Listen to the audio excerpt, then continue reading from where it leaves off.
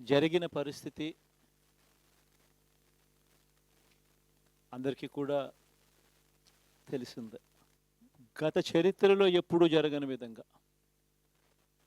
ఏకంగా 99% వాగ్దానాలు అమలు చేశాం.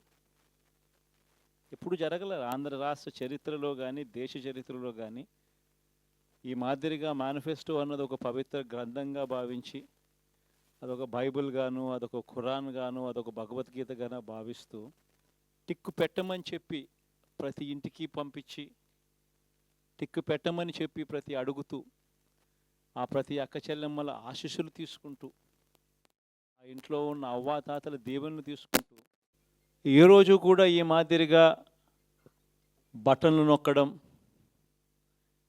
ఏకంగా 2,70,000 కోట్ల రూపాయలు ఎటువంటి వివక్ష లేకుండా ఎటువంటి లంచాలు లేకుండా ఏ నెలలో ఏమిస్తామో అని ముందే చెప్పి క్యాలెండర్ ప్రకటించి ఆ నెలలో అది తప్పకుండా ప్రతి సంవత్సరం తూచా తప్పకుండా ప్రతి సంవత్సరం అది జరిగేట్టుగా చేస్తూ ఏకంగా 2,70,000 కోట్ల రూపాయల వివిధ పథకాల ద్వారా మాట తప్పకుండా జరగడం కూడా గతంలో ఎప్పుడూ కూడా చూడలేదు, జరగలేదు. ఇవన్నీ కూడా నేను ఏదైతే చెప్తా ఉన్నానో ఇవన్నీ ఎప్పుడూ చూడని మార్పులు, గతంలో ఎప్పుడూ జరగని సంస్కరణలు. విద్యారంగంలో అయితేనేమి, వైద్య రంగంలో అయితేనేమి, వ్యవసాయ రంగంలో అయితేనేమి, సామాజిక న్యాయం అంశంలో అయితేనేమి, మహిళా సాధికారత అంశంలో అయితేనేమి, గవర్నెన్స్ విషయంలో అయితేనేమి ఎప్పుడు జరగని చూడని సంస్కరణలను కూడా తీసుకొచ్చు. ఇవన్నీ నేను ఏదైతే చెప్తా ఉన్నానో ఇవన్నీ మనం చేసి చూపించి ప్రజల మన్ననలు పొందిన తర్వాతే ఎన్నికలకు వెళ్ళాం. ఎన్నికల్లో ఏమైందో తెలీదు. 5 సంవత్సరాలు కళ్ళు మూసుకుంటే సార్ అయిపోయింది. 5 సంవత్సరాలు మళ్ళీ 2024 నుంచి 2029 కూడా అదే మాదిరిగానే కళ్ళు మూసుకుంటే 2029 కూడా కళ్ళు మూసుకుంటే వచ్చేస్తుంది. ఇవి మనం గుర్తుపెట్టుకోవాల్సిన అంశం ఏమిటి అని అంటే సినిమాలో ఓన్లీ ఫస్ట్ హాఫ్ మాత్రమే అయ్యింది. గతంలో కూడా ఇదే మాదిరిగా పరిస్థితులు ఉన్నప్పుడు కూడా మనం ఏ మాదిరిగా పైకి లేచాము అన్నది కూడా మీ అందరికీ తెలిసిన విషయాలే. నేను ఒక్కటే మీ అందరికీ చెప్తా ఉన్నా, ప్రజల్లో ఈరోజు మనం చేసిన మంచి ఉంది.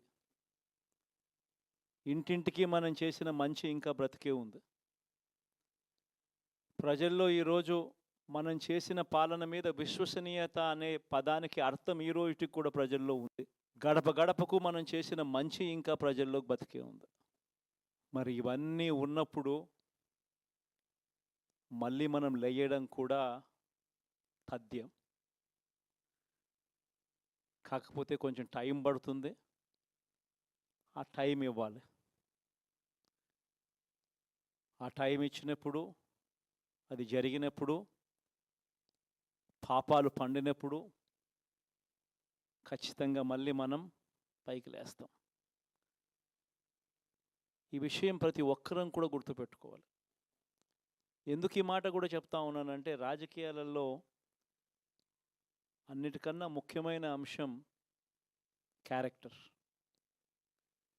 విలువలు, విశ్వసనీయత. ఈ పదాలకు అర్థం తెలిసి ఉండడం రాజకీయాలలో చాలా అవసరం. రాజకీయం అంటే ఎల్లవేళలా అధికారమే కాదు.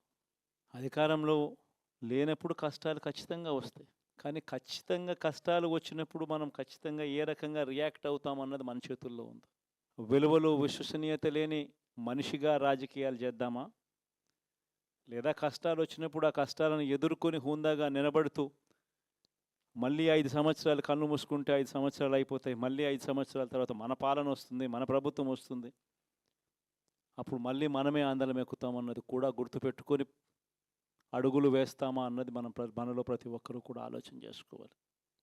ఇదే మన ప్రభుత్వం అధికారంలో ఉన్నప్పుడు కులం చూడలేదు, మతం చూడలేదు, ప్రాంతం చూడలేదు, రాజకీయాలు చూడలేదు.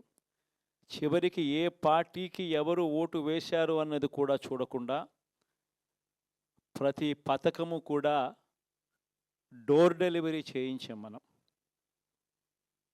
అర్హత మాత్రమే ప్రామాణికంగా తీసుకుని ప్రతి పథకము, ప్రతి మంచి కూడా ప్రతి ఇంటికి డోర్ డెలివరీ చేయించాం.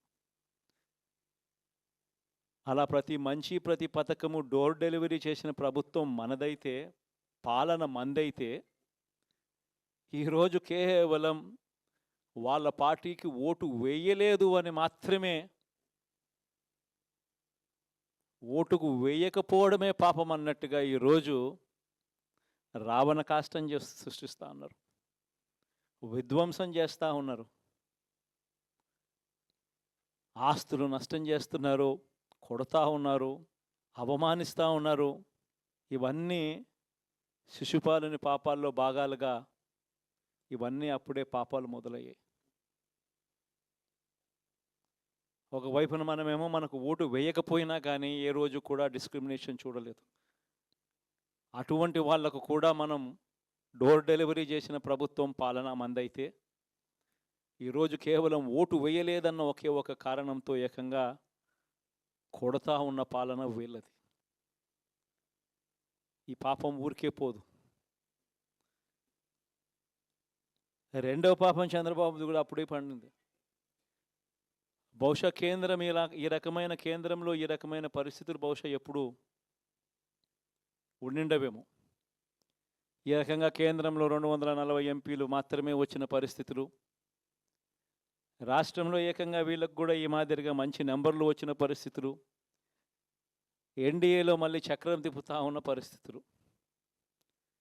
ఇలాంటి పరిస్థితుల్లో కూడా ప్రత్యేక హోదాను అడక్కపోవడం చంద్రబాబు చేసిన మరో పాపానికి కూడా మరో నాంది. ఇలాంటి పరిస్థితుల్లో కూడా ప్రత్యేక హోదా మనం అడిగి తెచ్చుకోలేకపోతే రాష్ట్రంలో ఏ ఒక్క యువకుడు కూడా క్షమించడు చంద్రబాబు నాయుడు. మనం కొంచెం ఈ పాపాలు పండేదాకా మనం గట్టిగా దీన్ని నిలబడగలిగితే, ముందుకు తీసుకొని పోగలిగితే ఈ పోరాటాన్ని ఆటోమేటిక్గా శిశుపాలని 100 పాపాలు ఫాస్ట్గా ఎరోడ్ అయిపోతాయి. కాబట్టి ప్రతి ఒక్కరూ ఈ విషయాలన్నీ గుర్తుపెట్టుకోమని కొడతాం. ఇవన్నీ బహుశా నేను చెప్పేటివన్నీ కూడా మీ అందరికీ కూడా తెలియనేటివి కాదు. కేవలం నేను మీ అందరికీ గుర్తు మాత్రమే చేస్తా ఉన్నా. కష్టాలు రావడం అన్నది సర్వసహజం. కష్టాలు ఇలా మనం ఎదుర్కొని నిలబడడం అన్నది మన చేతుల్లో ఉన్న అంశం అన్నది మాత్రం ఖచ్చితంగా ప్రతి ఒక్కరూ గుర్తుపెట్టుకోమని మీ అందరితో కూడా కోరుతా ఉన్నాను. శాసనసభలో, చట్టసభలో మీ సభే అన్నిటికన్నా ముఖ్యమైన సభ అవుతుంది. ఓటు వేయలేదు అన్న ఒకే ఒక కారణంతో మనుషుల్ని కొడతా ఉన్న పరిస్థితుల్లో, మనుషుల్ని అవమానిస్తూ ఉన్న పరిస్థితుల్లో, మనుషుల్నే బలవంతంగా ఆస్తి నష్టం చేస్తూ ఉన్న పరిస్థితుల్లో ఇక ప్రతిపక్షం ఉన్నది ఒకటే ఒక పార్టీ, ఆ పార్టీకి అవకాశం ఇవ్వాలా అన్న కనీస నైతిక విలువలు వాళ్ళు పాటిస్తారన్న నమ్మకం నాకైతే లేదు. కాబట్టి మీరు చేయాల్సిన పాత్ర గొప్పది, చాలా ఉంది అన్నది మాత్రం గుర్తుపెట్టుకోండి.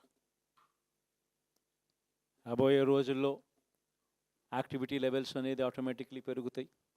రాష్ట్ర వ్యాప్తంగా ఉన్న కార్యకర్తలందరినీ ఎవరినైతే వాళ్ళు ఇబ్బందులు పెట్టారో